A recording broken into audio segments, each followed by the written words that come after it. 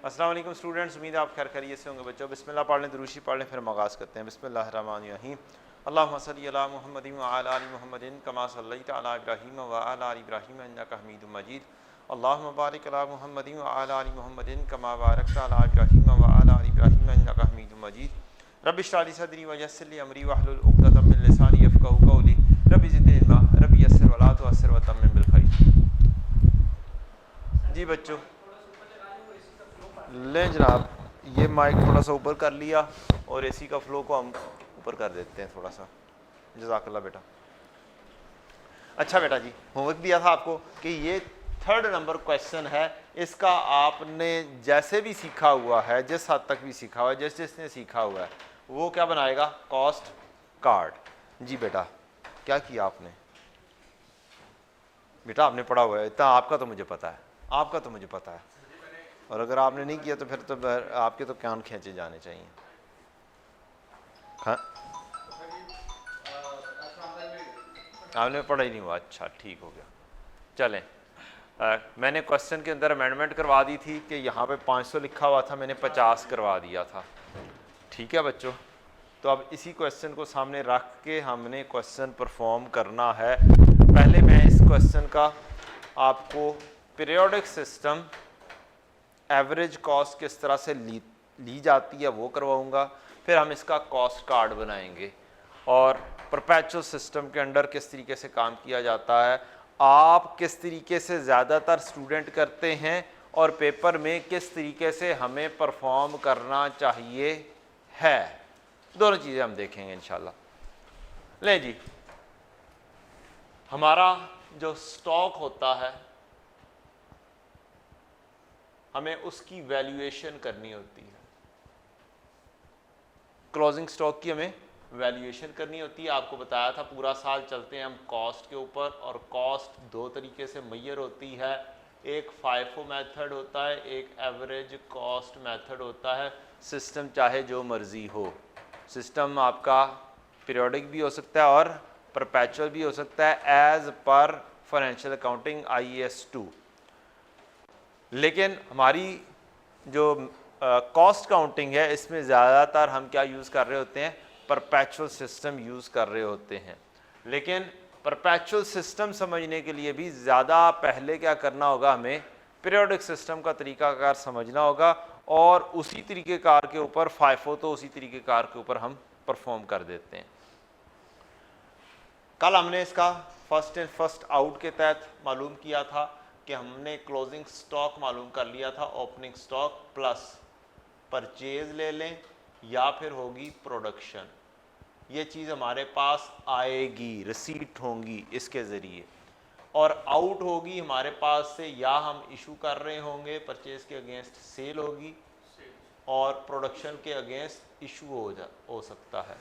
अगर हमारी manufacturing business होगा तो प्रोडक्शन कर रहे होंगे, हम मटेरियल खरीदेंगे, उसको अगले डिपार्टमेंट में क्या कर देंगे?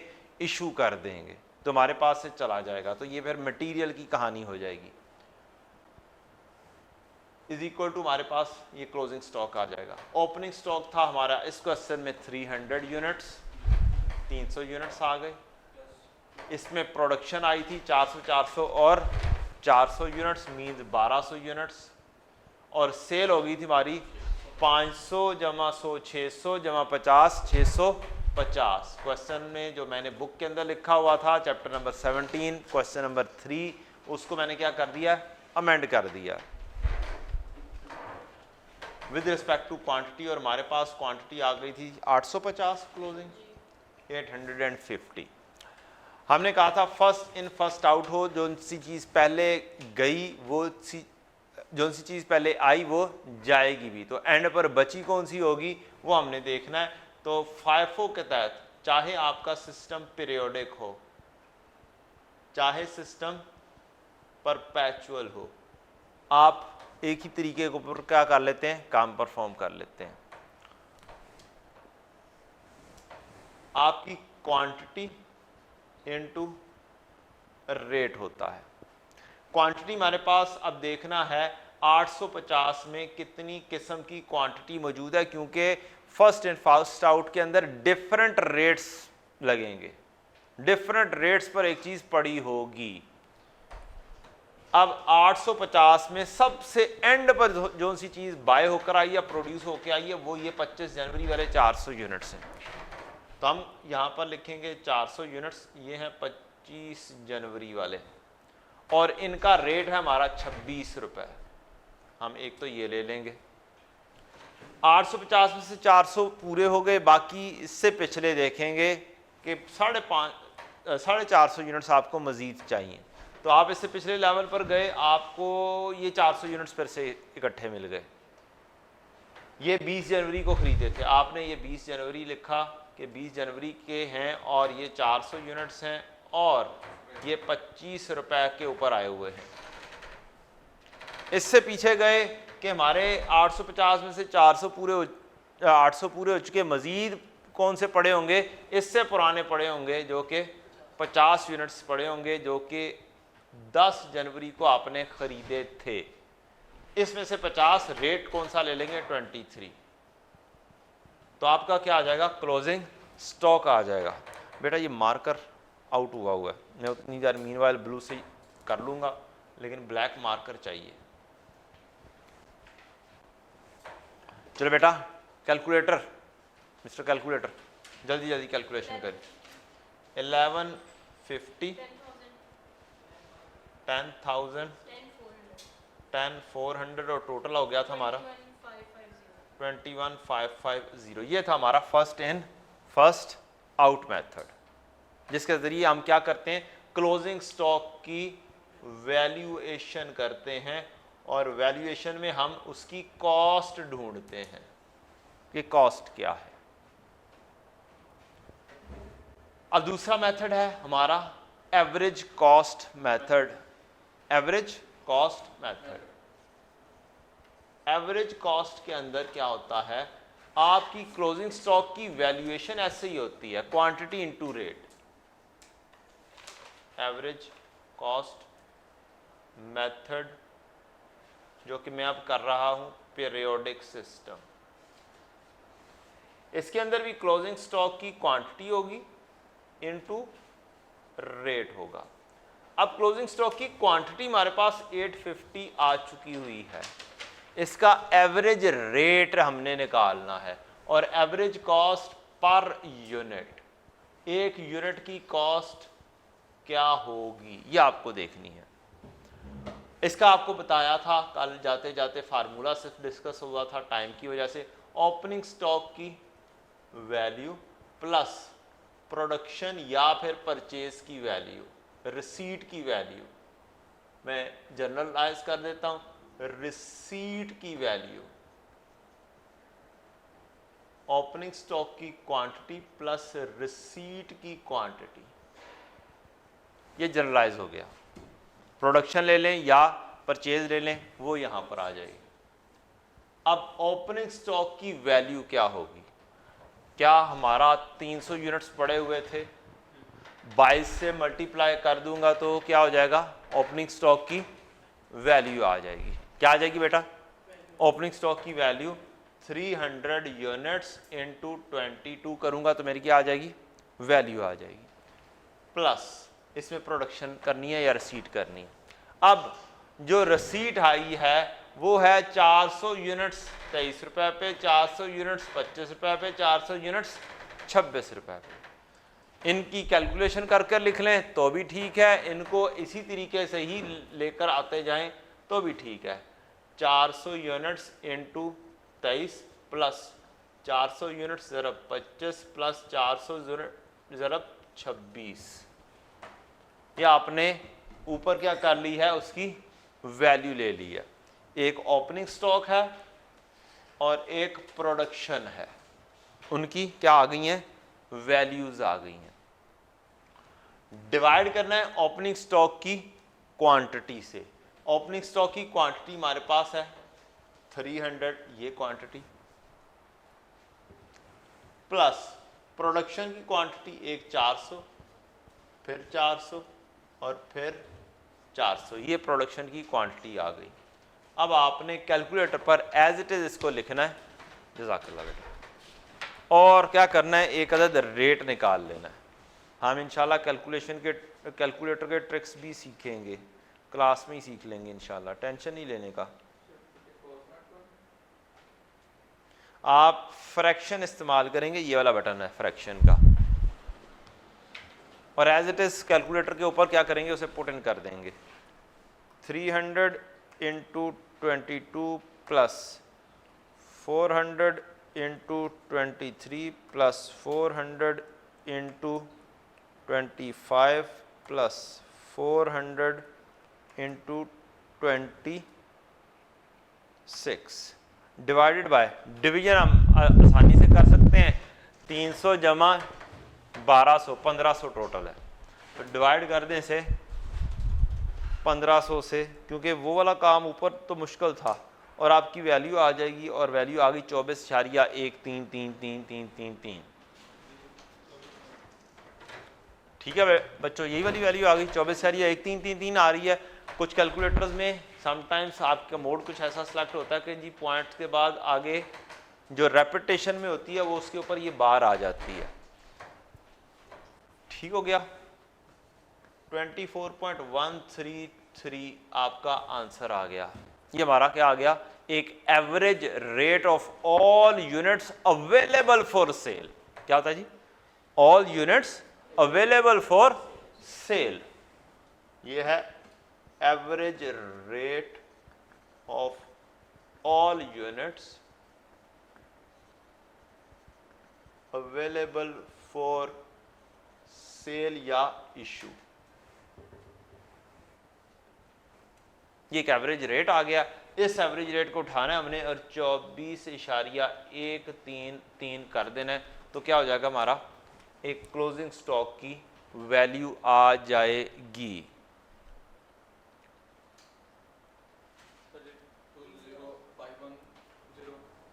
20510। बस 0.5 को मारो गोली, 511 कर देते हैं। ठीक है जी, 20,511 हमारा क्लोजिंग स्टॉक की वैल्यू आ चुकी है।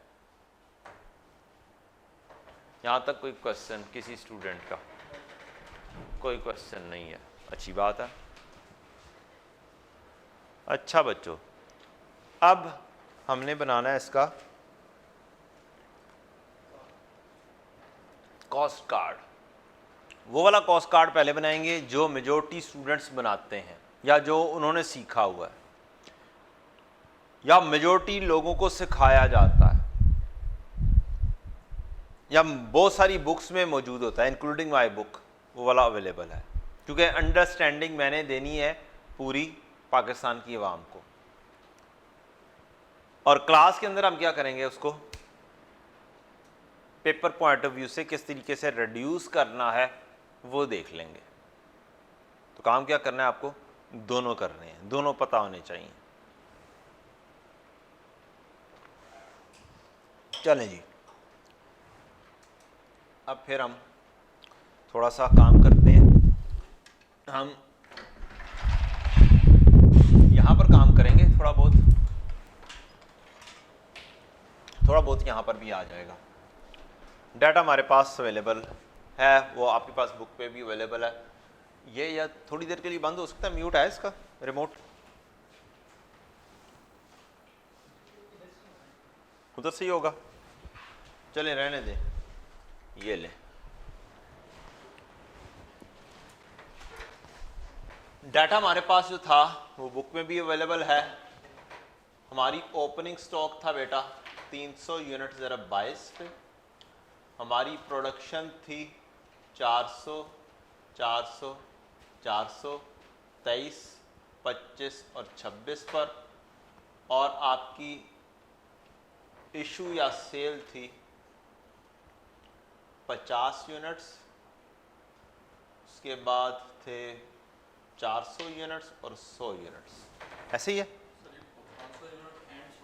500 यूनिट्स एंड 100 यूनिट्स, ये 500 यूनिट्स एंड 100 यूनिट्स, ये डाटा था हमारा जी। अब डेट्स बच्चा मुझे बताता जाएगा, उसके हिसाब से हम करते जाएंगे कि डेट किस किस की क्या थी। डेट बताना बेटा, इसकी क्या डेट है? प्रोडक्शन की पहले की डेट 10 जनवरी, इसके बाद 20 जनवरी, 25 जनवरी, 14 जनवरी, 21 जनवरी, 28 जनवरी। ले जी डाटा भी लिखा गया, डाटा मुकम्मल हमारा बोर्ड के ऊपर आ गया जो हमारा पहले से नज़र आ रहा था। अब बच्चों हमें चलना है डेट वाइज। क्या चलना है? Date wise.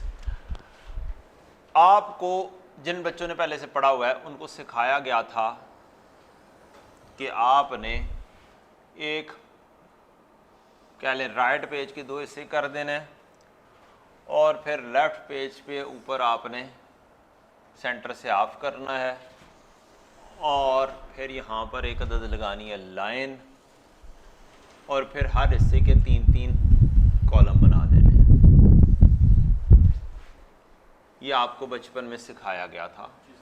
बचपन मीन्स PRC 4 के अंदर जिन बच्चों ने पढ़ा हुआ है, जिन बच्चों ने पढ़ा हुआ है। कुछ बच्चे ऐसे होंगे जो AFC में एग्जामिशन लेकर बैठे हुए हैं,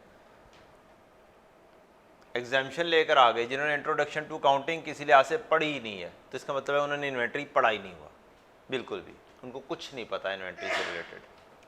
तो अब ये है कॉस्ट कार्ड। क्या है बच्चों? Cost card. इसमें आते हैं रिसीट,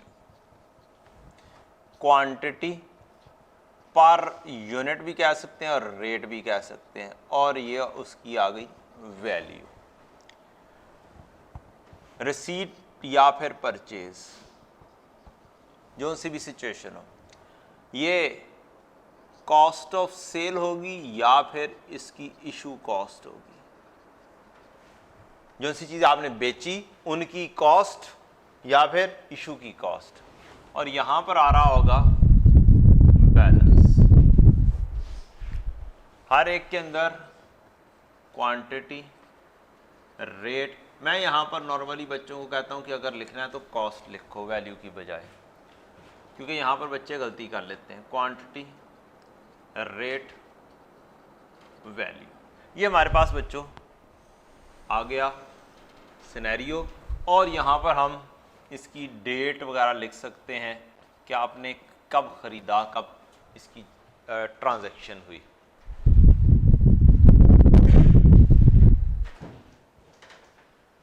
ये चीज़ मेजॉरिटी स्टूडेंट्स ने सीखी हुई है। स्टार्ट करेंगे ओपनिंग से, और हम करने कौन सा जा रहे हैं मेथड? Average cost method. क्या है? Average cost method under perpetual system. CMA में एवरेज कॉस्ट कहेंगे तो हम एक हिसाब से यही वाला यूज करेंगे, लेकिन तरीकाकार से शॉर्ट यूज करेंगे।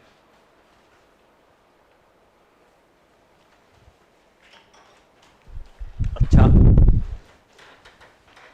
ओपनिंग स्टॉक किस तारीख का होगा? 1 जनवरी होगा, 1 जनवरी ओपनिंग होगा हमारा। यहां पर बैलेंस आएगा 300 यूनिट है, 22 रुपए पर बाई किया 6600, ये वैल्यू आ गई। अब परपेचुअल कहते हैं कंटिन्यूटी को, चलता रहना। इसका मतलब क्या है? परपेचुअल सिस्टम में आपकी का रेट, एवरेज रेट हर डे पर अप्लाई होता है। क्या होता है? हर डे, हर ट्रांजैक्शन पर अप्लाई होता है। और पीरियोडिक सिस्टम में यही वाला एवरेज रेट, फार्मूला यही है, फार्मूला चेंज नहीं है। यही एवरेज रेट पूरे साल या पूरे एक पीरियड के ऊपर अप्लाई होता है। क्या होता है जी? पूरे साल या पीरियड जो उनसा भी गिवन होगा उसके ऊपर अप्लाई होगा। पीरियोडिक में एक पीरियड का रेट होता है। क्या होता है जी? एक पीरियड रेट होता है।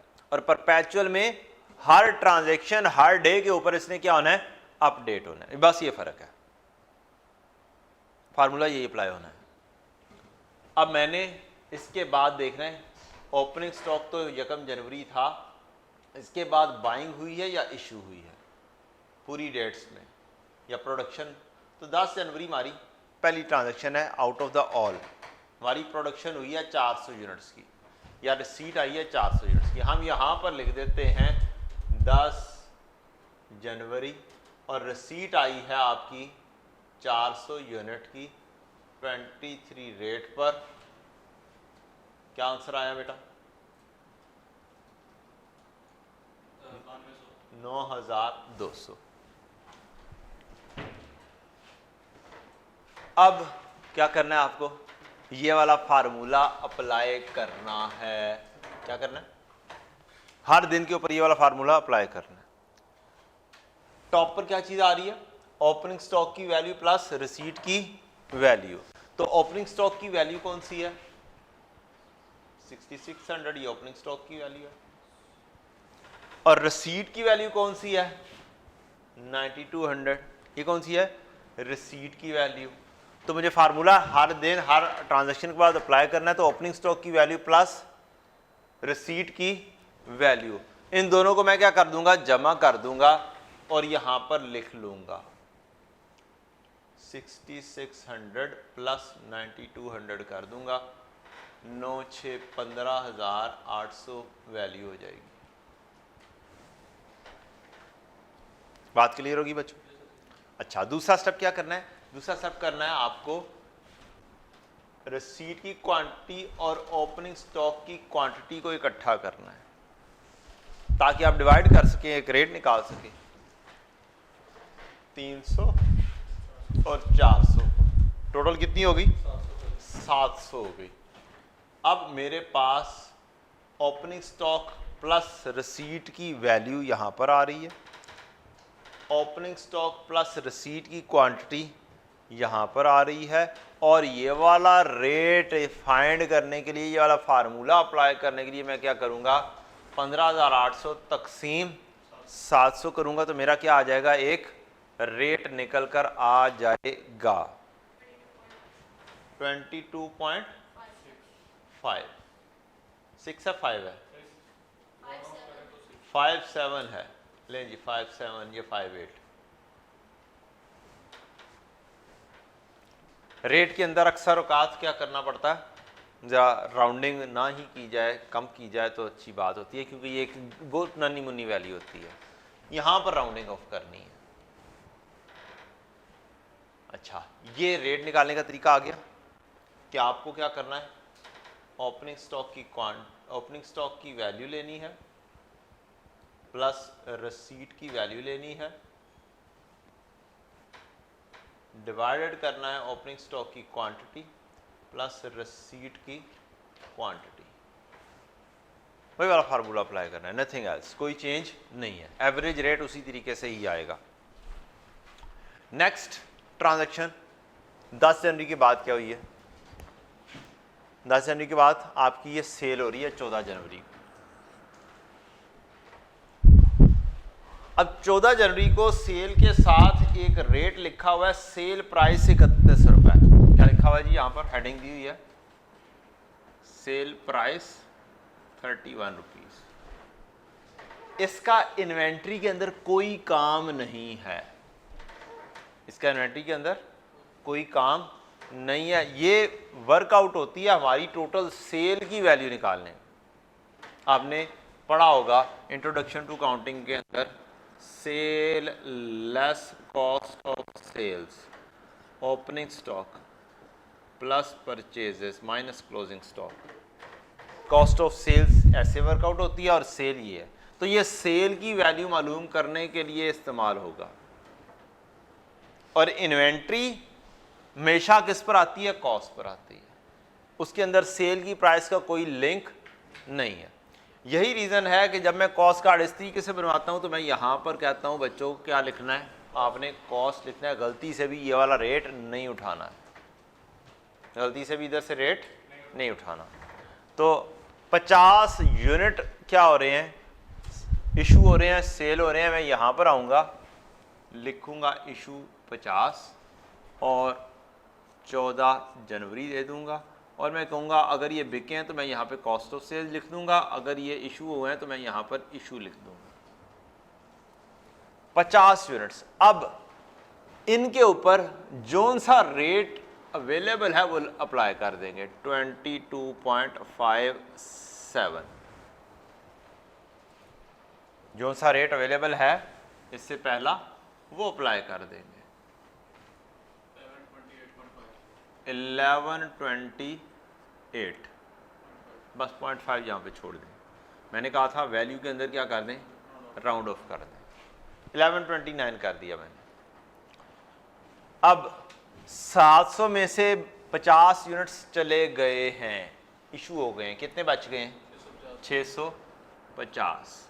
अब रेट चेंज नहीं होगा क्योंकि रेट रिसीट के ऊपर चेंज हो रहा है। किसके ऊपर चेंज हो रहा है, रिसीट के ऊपर चेंज हो रहा है। फार्मूले में भी क्या लिखा हुआ है, opening stock value plus receipt की वैल्यू, रिसीविंग के ऊपर चेंज हो रहा है। क्या हो रहा है, रिसीविंग के ऊपर चेंज हो रहा है। ये इशू के ऊपर चेंज नहीं होता। इशू के वक्त यही वाला पुराना रेट लगा देते हैं। अब रेट ने, इसका मतलब है दोबारा से चेंज नहीं होना। वैल्यू निकालने बेटा, 14671। यहां पर बस एक चीज का ख्याल रखना है आपने। क्या करना है, एक चीज का ख्याल रखना है। ये 70.5 भी आ सकता है, ये 70.4 भी आ सकता है।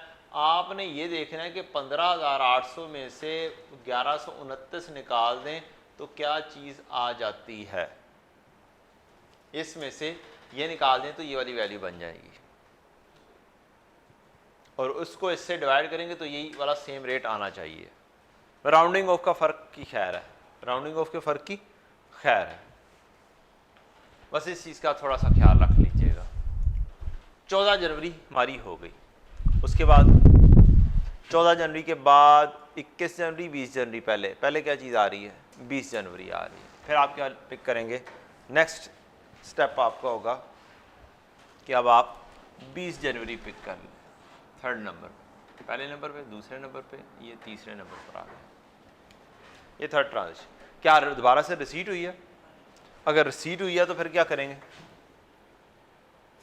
400 यूनिट्स 25 पर। अब दोबारा से किधर आएंगे आप, यहाँ पर आएंगे।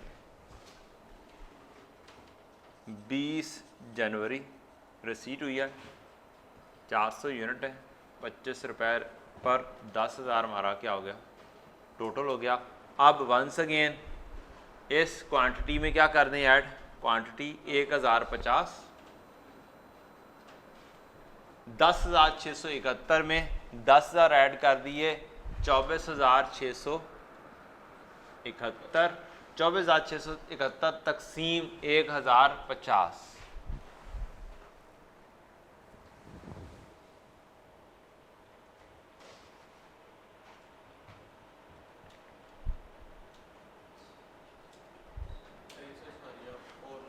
क्या आया जी, 23,49650 ही कर देना यार। 496 है या 49 लिखवाओ या फिर 50 कर दो, इतनी की राउंडिंग ऑफ की इजाज़त है।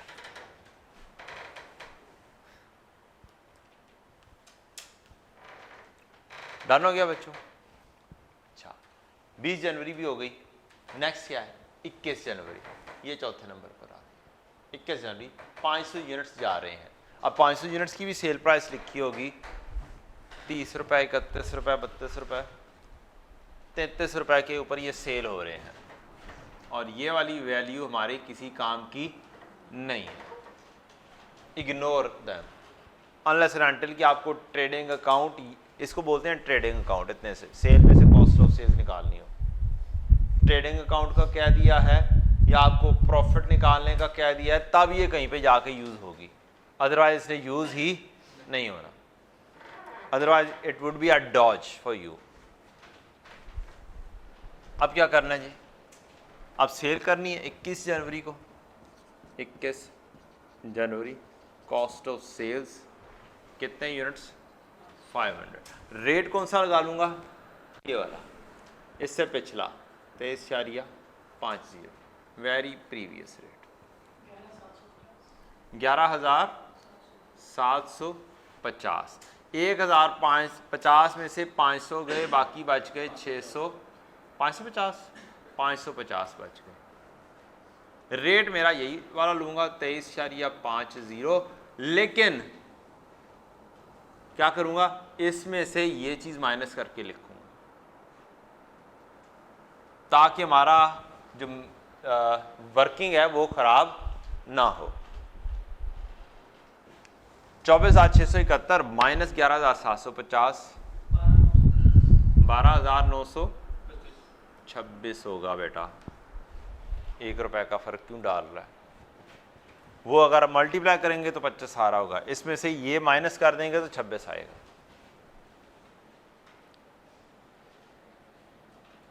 डालो क्या बच्चों?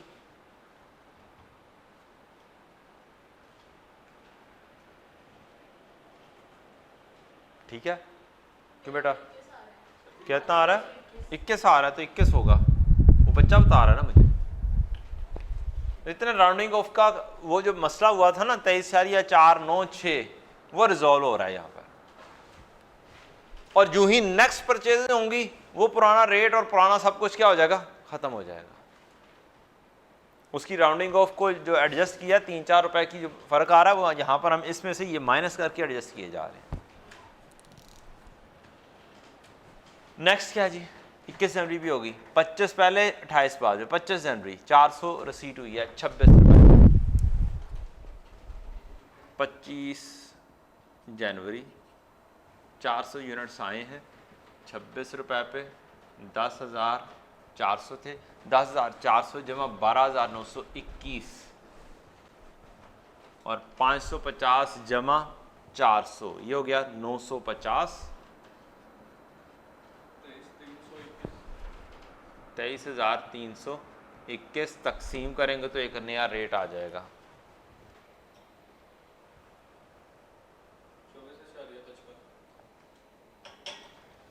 24,55।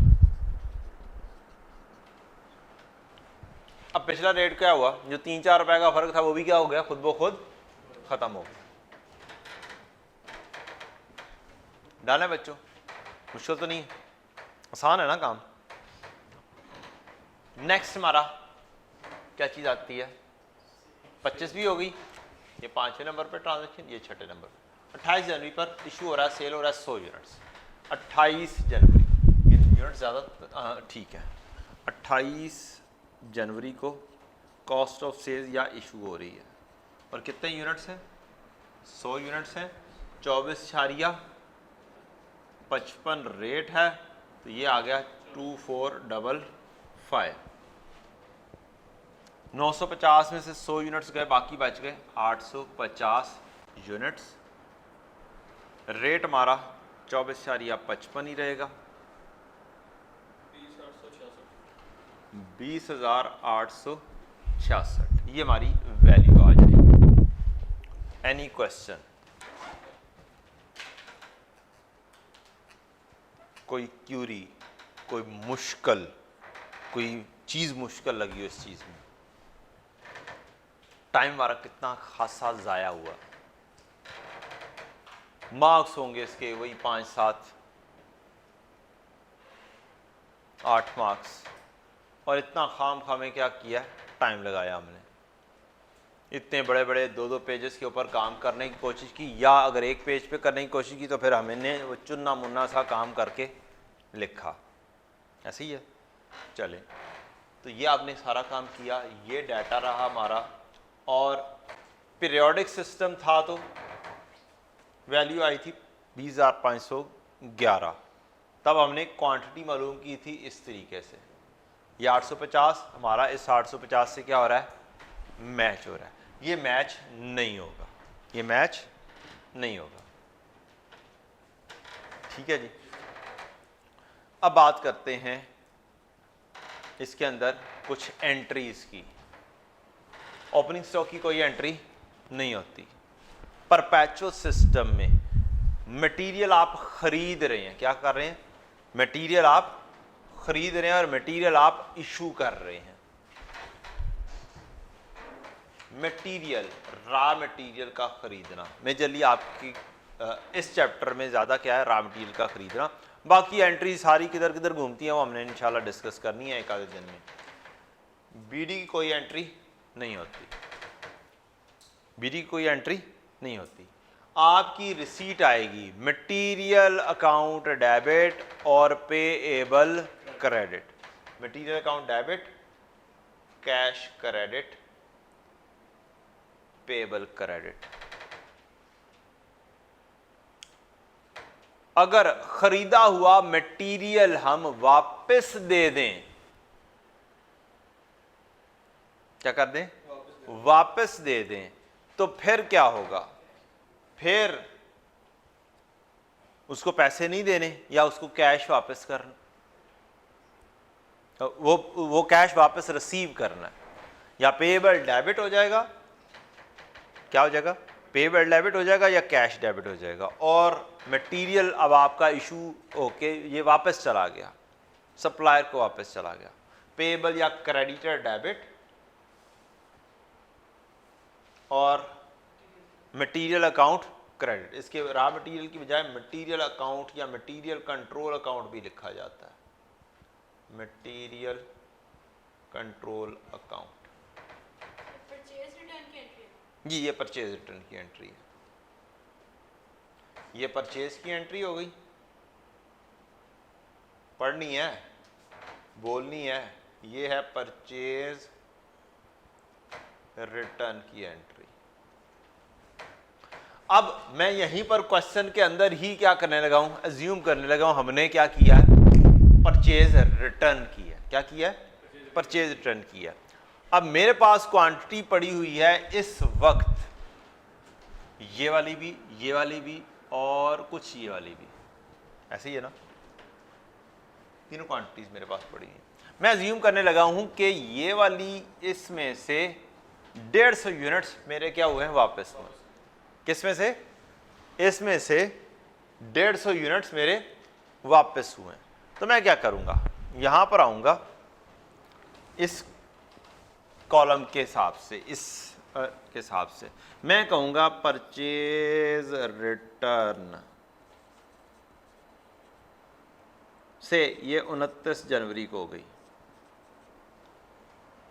ठीक है, मैं यहां पर लिख देता हूं 29 जनवरी परचेज रिटर्न।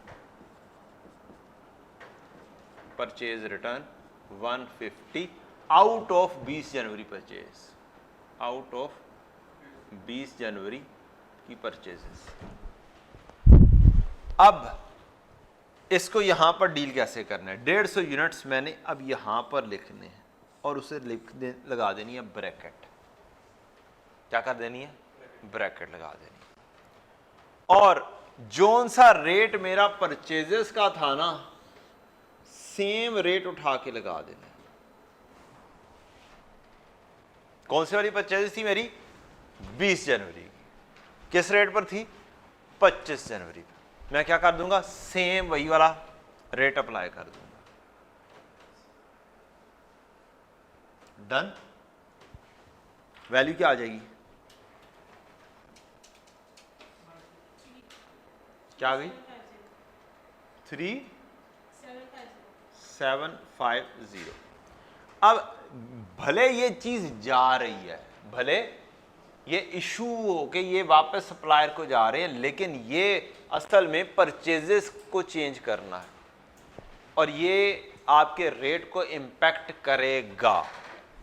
मैं क्या करूंगा? 850 में से 150 यूनिट्स मेरे क्या हो गए? चले गए। कितने रह गए मेरे पास? मेरे पास 700 रह गए। हाँ, पक्की बात है, 700 ही रह गए यार, 700 रह गए। 700 जमा 150 850 होते। अब 20,866 में से ये वाली वैल्यू आएगी या जाएगी? ये जाएगी, ये लेस हो जाएगी। 3750 क्या कर दूंगा मैं? लेस कर दूंगा 17,116। चलें, अब रेट भी नया निकलेगा 24.45।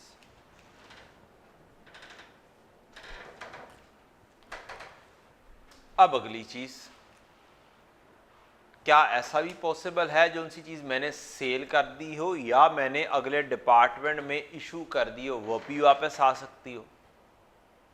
क्यों बोलो, आ सकती है कि नहीं आ सकती? आ सकती है। ठीक है, पहले तो हम एंट्री बनाते हैं इशू की क्या होगी या बेचने की क्या होगी, ऐसे ही है, ताकि इशू रिटर्न की भी बना सकें।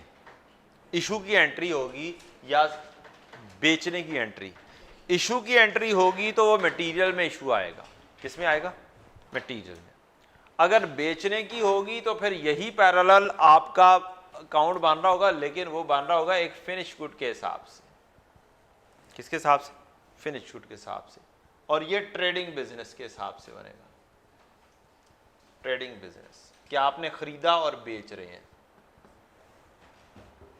तो बीडी होगा आपकी फिनिश गुड डेबिट और पेएबल क्रेडिट, खरीदने की एंट्री होगी, परचेजेस की एंट्री। और बेचने की एंट्री बनेगी कॉस्ट ऑफ सेल्स डेबिट और इन्वेंटरी क्रेडिट। क्या होगी एंट्री, सेल करने की एंट्री क्या होगी, कॉस्ट ऑफ सेल्स डेबिट और इन्वेंटरी, जिस भी नाम से रखी हुई, इन्वेंटरी फिनिश गुड है, इन्वेंटरी मटेरियल की है, जो सी भी आपने जो सी बेच दी उसको क्या करेंगे आप, कॉस्ट ऑफ सेल्स डेबिट और इन्वेंटरी क्रेडिट कर देंगे। ये आपकी एंट्री आ गई, किसके हिसाब से, सेल करने के हिसाब से। इशू करने के हिसाब से मटेरियल के हिसाब से आएगी। इशू होता है नेक्स्ट डिपार्टमेंट में इशू करना। क्या होता है बच्चों, नेक्स्ट डिपार्टमेंट में। और मटेरियल से अगला डिपार्टमेंट नॉर्मली होता है वर्क इन प्रोसेस। चीज उठा के आप प्रोडक्शन डिपार्टमेंट को देते हैं, क्या देते हैं, प्रोडक्शन डिपार्टमेंट को देते हैं। तो नॉर्मली ज्यादातर इसका पूरा कॉस्ट फ्लो हम एक आधे दिन में समझेंगे। एंट्री क्या हो जाएगी हमारी, वर्क इन प्रोसेस डेबिट और मटेरियल अकाउंट क्रेडिट।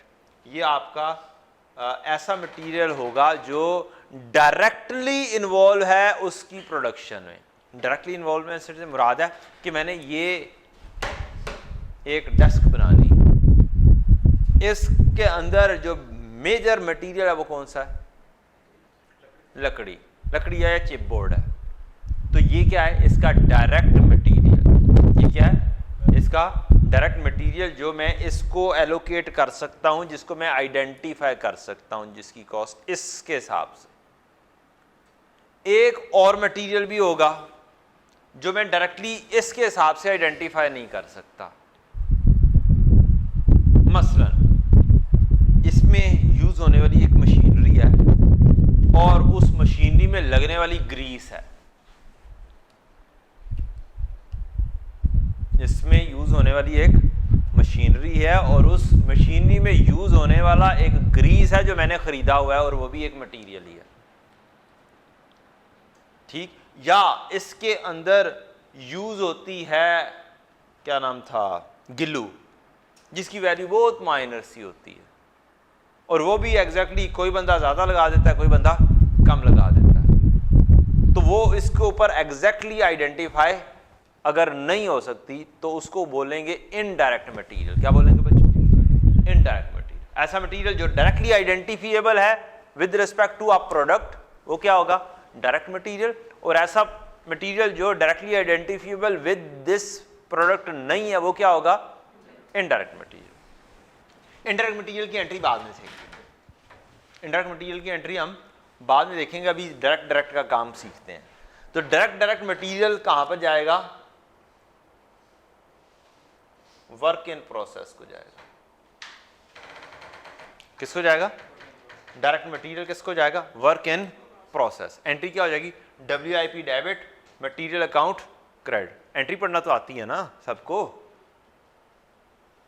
एंट्री पढ़ना तो आती है, यो तो नहीं लिखने की जरूरत तो नहीं है। WIP debit, material account credit. नहीं आती तो लिख लो यार, एंट्री भी लिखनी है तो ठीक है ना। मैं बोर्ड की जगह जरा घट है, मैं बोल रहे हैं। अब ये हो गई हमारी इशू की एंट्री, ये हो गई हमारी इशू की एंट्री। अब इशू किया हुआ माल, इशू किया हुआ मटेरियल, इशू किया हुआ डायरेक्ट मटेरियल वापस आ सकता है। मैंने एक जो मेरा मटेरियल का स्टोर था, गोदाम था, वहां से उठाया चिपबोर्ड और इशू कर दिया कि हमारे पास ऑर्डर आया है 40 मेजों का, काइंडली ढेर सारे क्या कर दें, इशू कर दें। अब इशू कर दिए हमने 40 के हिसाब से 40 ही इशू कर दिए। जब आप बल्क में चीज़ें बना रहे होते हैं तो एक चिप बोर्ड का कुछ हिस्सा बचा हुआ दूसरी में जगह में इस्तेमाल हो जाता है और कम चीज़ लगती है, तो फिर क्या करेंगे? क्या वो दूसरे डिपार्टमेंट में जहाँ पर वर्किंग हो रही है वहीं पे पड़ा रहने दें या मेन स्टोर के अंदर वापस लाया जाए? बची हुई चीज़ वापस मेन स्टोर में लाई जाए, जब ज़रूरत होगी दोबारा से इशू हो जाएगी। ठीक, हम अब देखते हैं कि हमने इशू किए थे कौन कौन से, 100, एक 500, एक 50। तो ये जो मैंने इशू किए थे 500, इसमें से 40 बच के क्या आए, वापस आ गए। ये अज्यूम किया मैंने, क्या किया जी, इसमें से 500 में से 40 बच के क्या आ गए, वापस आ गए, 40 रिटर्न्ड। Got the point? अब इस इशू रिटर्न को यहां पर लिखेंगे और ब्रैकेट में करके लिखेंगे, और जोन सा रेट यहां पर अप्लाई हुआ था वही रेट यहां पर अप्लाई कर देंगे, 23.50, 23.50। Got the point? अब वैल्यू आई यहां पर क्या, 940। डन? कोई मसला तो नहीं? डन। अच्छा, ये 940 ब्रैकेट में आएगा। अब बताएं ये रसीट हुई है या इशू है? ये उस गोदाम में क्या आया है, वापस आ गया है। अब ये रेट इससे डिफर कर रहा है या नहीं कर रहा? तो इसका मतलब है ये रेट भी इसको क्या करेगा, चेंज करेगा। क्या करेगा? चेंज करेगा। अब बस ख्याल ये रखना है कि इस 17,116 में ये चीज वापस आई है तो ये 940 जमा करना है। क्या करना है? ऐड अप करना है। नॉर्मली आप क्या करते हैं, इस कॉलम में से इसको माइनस करते हैं, और माइनस माइनस क्या होता है, प्लस होता है। मैथ तो आती है ना इतनी, माइनस माइनस क्या होता है, प्लस होता है। इधर आ जाओ, नॉर्मली इसमें ये वाला ऐड करते हो, और ऐड में बाद में माइनस आ जाए तो क्या करते हो, माइनस करते हो। अगर ऐसे लिखा हो मैथ की चीजें, 100 जमा -20, तो ये क्या होगा, -20 हो जाएगा। और अगर ये लिखा हो 100 माइनस -20, तो माइनस माइनस क्या हो जाएगा, प्लस हो जाएगा। Got the point? तो ये वाली चीज यहां पर अप्लाई होनी है। 17,116 जमा 940, 18,056, और 700 जमा 40, 740। और अब रेट क्या हो जाएगा, एक नया रेट बनाना पड़ेगा, 24.4। ये आपका नया रेट आ गया। तो ये मैंने इशू और इशू रिटर्न और रिसीट और रिसीट रिटर्न का कहानी आपको ये भी सिखा दी। वेरी रेयर है, क्या है, वेरी रेयर है, लेकिन कभी कभी आ जाती होती है। जब आ जाए तो फिर रेट कौन सा लगना है ये आपको पता होना चाहिए है। अब बड़ा आसान सा काम है, एक दो डिपार्टमेंट है, एक खब्बा डेबिट ते सज्जा क्रेडिट। साडा ते डेबिट एंड क्रेडिट मसला ही कोई नहीं। गया था तो किस डिपार्टमेंट में गया था, WIP डिपार्टमेंट में गया था। अब WIP डिपार्टमेंट से वापस आ गया है तो ये क्या हो जाएगा, डेबिट, और WIP डिपार्टमेंट क्या हो जाएगा, क्रेडिट हो जाएगा। So simple. तो यहाँ हाँ वो पूरे का पूरा कंपनी फैक्ट्री हम इधर से शुरू करेंगे फैक्ट्री, और इधर तक फैक्ट्री तक वो एंड तक बेच कर छोड़ेंगे। लेकिन जरा अभी फिलहाल क्या है, इस हद तक काम करवा रहा हूं। अभी 1-2 दिनों में मैंने क्या करना है, आपको पूरी फैक्ट्री इधर से शुरू करनी है, हमने उसकी टी अकाउंट बनाने शुरू करने हैं, और इधर तक हमने वो टी अकाउंट बना के उस फैक्ट्री की पूरी एंट्रीज और पूरा फ्लो समझना है कि क्या होता है। अभी बस इशू रिटर्न, अभी क्या है, इशू रिटर्न, और WIP डिपार्टमेंट से वापस आया, प्रोडक्शन डिपार्टमेंट से वापस आया, और ये क्या है, ये इशू रिटर्न है, एंट्री है material control account debit, WIP department credit, production department credit. या मैं एंट्रीज बोल रहा हूं, आपको समझ लग जानी चाहिए, कम से कम एंट्री लिखना तो आती है ना।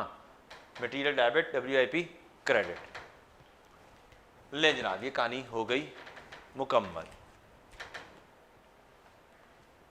अब हम आ जाते हैं अपनी वापस CMA की क्लास में, जब हमें ये इतना लंबा काम करना है या इससे कुछ कम हो सकता है।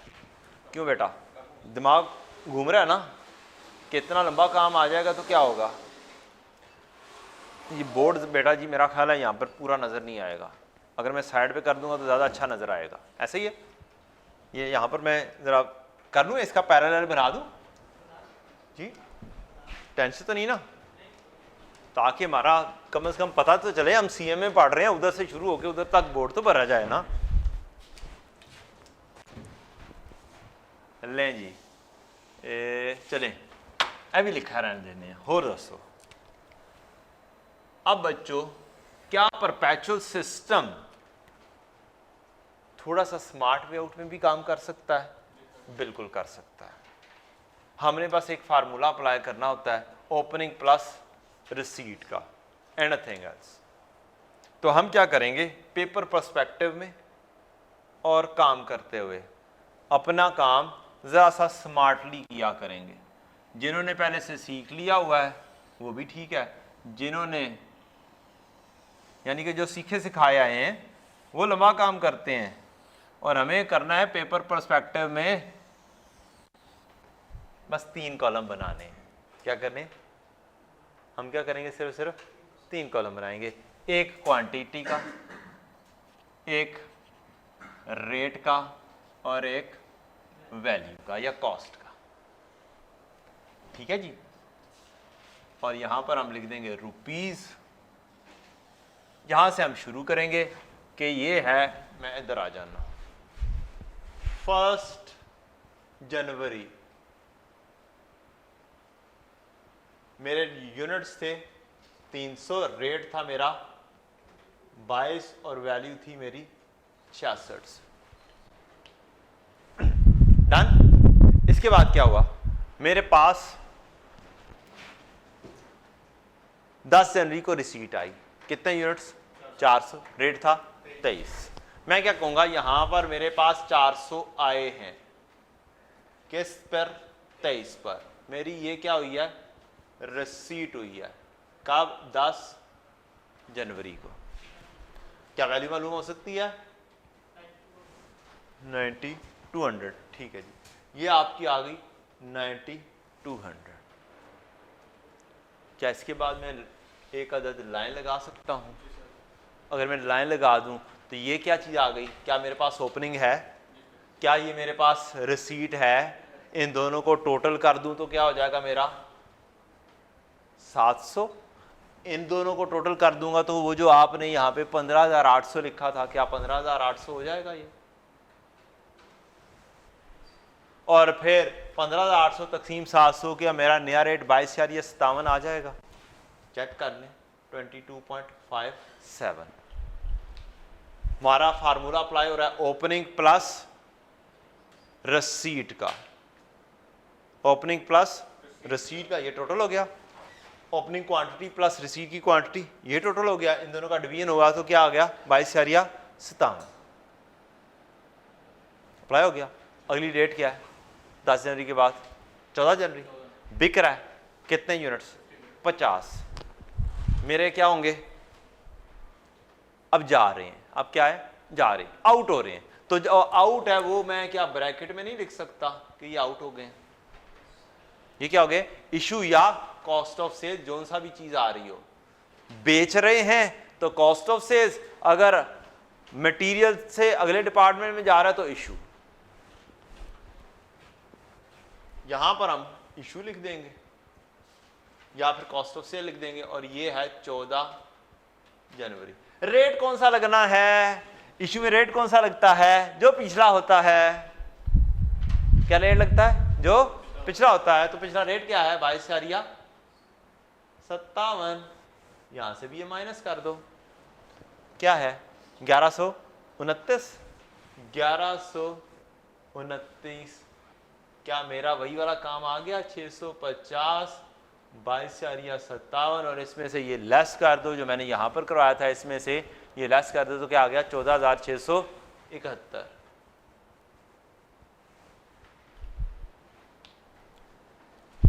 हो गया बेटा। अगली वाली क्या आएगी बेटा? अगली कौन सी होगी? 14 होगी। उसके बाद परचेज की आएगी 20 जनवरी, 400 यूनिट्स 25 रुपए पर। परचेज आ गई 20 जनवरी को, रिसीट आ गई 400 यूनिट्स, रेट है 25, 10,000, ये अब ऐड हो जाना है। ये क्या हो गया 24,671, ये कितना हो गया 1,050, और रेट आपका एवरेज रेट होके आ जाएगा 23.50। This divide by this. अभी तक ये बताइएगा प्यारे बच्चों, आसान कौन सा है? क्यों बेटा जी? पीआरसी में कौन सा पढ़ा था? कॉस्ट कार्ड ही पढ़ा था। ठीक, पेपर में हमारे लिए आसानी कौन सी है? कोई कॉन्सेप्ट में गलत एप्लीकेशन? कोई नहीं। टाइम कंज्यूमिंग किस में कम है? उसमें। तो अप्लाई कौन सा करना है? वो वाला। अप्लाई कौन सा करना है? मेरी अपनी बुक के अंदर 2-3 तरीके दिए होंगे। कहीं पर मैंने ये यूज किया होगा, कहीं पर मैंने ये यूज किया होगा सिखाने के लिए, और कहीं पर मैंने 2 कॉलम के अंदर खेला होगा, मींस 6 कॉलम्स के अंदर। हमने कितने कॉलम में पेपर पर्सपेक्टिव में खेलना है? बस 3 कॉलम में खेलना है। 3 कॉलम प्लस उधर लिखने के लिए। That's more than enough for us with respect to perpetual system. कोई इजाफी चीज नहीं करनी है। हमने अपने सर के ऊपर बोझ नहीं डालना। इजाफी बोझ खतरनाक होता है। ठीक है जी, और टाइम कंज्यूम करता है। असल चीज़ है हमें अपना जो फजूल जगहों पे टाइम लगता है ना, वो बचाना है, और ऐसी जगहों पर लगाना है जहां पर सोचना पड़ना है ज्यादा, जहां पे हमें डिसीजन करने में पेपर में अब ये करूं कि ये करूं, ये करूं कि ये करूं, वो सीखना है। और हमने इंशाल्लाह ऐसे ही आसान अंदाज में क्या करनी है, चीजें सीख कर ऐसे ऐसे पेपर कर देना है इंशाल्लाह। आपके लिए सिर्फ और सिर्फ एक चैप्टर की 1 या 2 चीजें इंशाल्लाह मुश्किल रह जाएंगी, बस। वो होती मुश्किल हैं, वो सबके लिए ही मुश्किल, सबके लिए तो बहुत सारी चीजें मुश्किल हैं। आपके लिए गारंटी के साथ जब आप एंड तक पहुंचेंगे इंशाल्लाह सिर्फ और सिर्फ एक चैप्टर की जो इनबिल्ट एक मुश्किल चीज है ना, डील करना, बस वो 1-2 चीजें मुश्किल रह जाएंगी। अदरवाइज पूरा सीएम में आपके लिए क्या होगा, एक हलवा होगा इंशाल्लाह। आराम से आप जो सा मर्जी क्वेश्चन होगा उसमें से मोर देन 60% मार्क्स आराम से अचीव कर सका करेंगे इंशाल्लाह। तो 50% तो हमें चाहिए। असल चीज में 100% बोल ही नहीं रहा, हमें चाहिए भी नहीं। पेपर के अंदर ये भी टेक्निक सीखेंगे किस तरीके से निकल कर आगे बढ़ना है, और यही चीज बच्चों में फुकदान होता है, जिसकी वजह से पेपर क्या होते हैं, फेल होते हैं। हम इजी मार्क्स को भी छोड़ जाते हैं, पेपर में हल नहीं करके आते। चले आए जी, 10-50 हो गए। अगली 20 जनवरी के बाद 21 जनवरी को सेल है। कितने यूनिट्स? 500। 21 जनवरी को यहां पर मैं करूंगा सेल, कॉस्ट ऑफ सेल्स या इशू 500 यूनिट्स मैं क्या कर दूंगा आउट। रेट कौन सा लगना है? वेरी प्रीवियस रेट, जो उधर जाके उधर से देखना पड़ता था, इतने नाद मौजूद है। और इधर आउट के अंदर ब्रैकेट लगाएंगे। 500 तरफ 23.50, हमने 11,750 निकाला था। 11,750 निकाला। अब एक और जंपिंग सिखाने लगा हूं। क्या करने लगा हूं? एक और जंपिंग सिखाने लगा हूं आपको। जंपिंग अगली क्या है? क्या मेरा रेट चेंज हो रहा है इसके बाद? बोलो, इसके बाद रेट तो चेंज नहीं हुआ। तो अगर नहीं हुआ ना, रेट चेंज नहीं हुआ, तो अगर मैं इसके बाद की वैल्यू ये वाली ना भी निकालूं कोई फर्क पड़ेगा? इसके बाद ये माइनस करके ना भी लिखूं तो कोई फर्क पड़ेगा? कोई फर्क नहीं पड़ेगा। मैं डायरेक्टली अगर रिसीट पर आ जाता हूं, इसके बाद की रिसीट की तरह जी, रिसीट रिसीट रिसीट, कितने गई रिसीट? 21 को सेल की, उसके बाद 25 को 400 रिसीट किया, 400 और 26। मैं यहां पर लिखता हूं बेटा जी 400, यहां पर लिखता हूं 26 और 26 4 10,400 लिखता हूं। क्या मैं यहां पर ऐसा काम नहीं कर सकता कि 24,671 माइनस 11,750 जमा 10,400? बोलो रे जी, कर सकता हूं कि नहीं कर सकता? ये मजीद आपके लिए क्या है, एक स्टेप मजीद खाने का तरीकाकार है जो पेपर में आप आराम से कर सकते हैं। अगर आप दिमाग थोड़ा सा साथ साथ चलाते रहे, वो तो चलना चाहिए तो ही पेपर होना, नहीं तो नहीं होना। 24,671 माइनस करना था तो एक वैल्यू आनी थी, उसी में जमा करना था, तो यार उसका टाइम बचाओ ना। क्या करो, उसका भी टाइम बचाओ ना, क्यों कैलकुलेटर के ऊपर टाइम लगाना है? और ये हैं छोटी चीजें।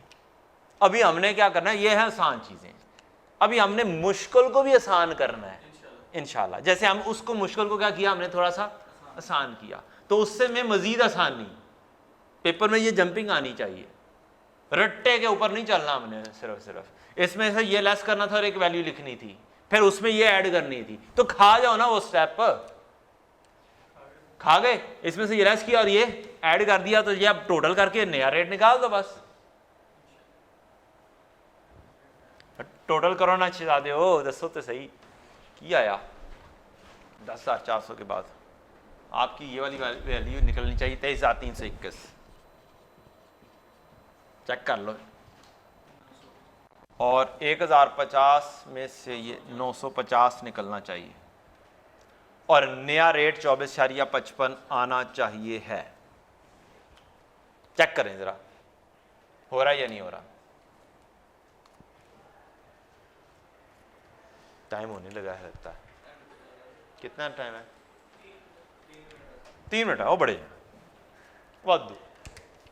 अच्छा जी, ये वाला बच्चों आ जाएगा, फिर आप क्या करोगे? 100 इशू करना है, 100 इशू करना है। लो जनाब, 100 इशू करना है कितने पे? 24,55 पर। इशू के ऊपर कोई चेंज नहीं आनी, 2455 आ गया। तो ये वाला स्टेप हम क्या कर देंगे, खा जाएंगे जब तक कि नई रसीद या नया चेंज नहीं आता। 150 यूनिट्स आउट हो रहा है, 150 यूनिट्स आउट हो रहा है, नहीं आ रहा कि जा रहा है? जा रहा है, 150 यूनिट्स जा रहा है। लेकिन यहां पर मुसीबत है कि रेट कौन सा लेना है? 25, और ये इससे क्या कर गया है? डिफर कर गया, तो ये वैल्यू बनी 3750। अब आपको नया रेट बनाना पड़ेगा। इसमें से ये लेस करेंगे, ये ऐड करेंगे, तो एक वैल्यू बनेगी, जो कि वैल्यू बनेगी आपकी ये 17,116। और ये इसमें से ये लेस करेंगे और ये लेस करेंगे तो आपका आएगा 700। तो जब आपका रेट सेम अप्लाई हो रहा हो, यहां पे भी सेम अप्लाई हो रहा था, हम सोए रहे। हाँ ये लेस करेंगे, सॉरी, हाँ ठीक है, लेस करेंगे, ये लेस, ये लेस। तो ये काम आपने करना है। जब तक रेट पुराना साथ दूसरा ना आए तो क्या करो, सेम नीचे ले जाते जाओ, तब तक के छोड़ दो, कैलकुलेटर का काम इकट्ठा कर दो। ये है थोड़ा सा smart way out to deal such questions. Homework दिखाइएगा जरा बुक।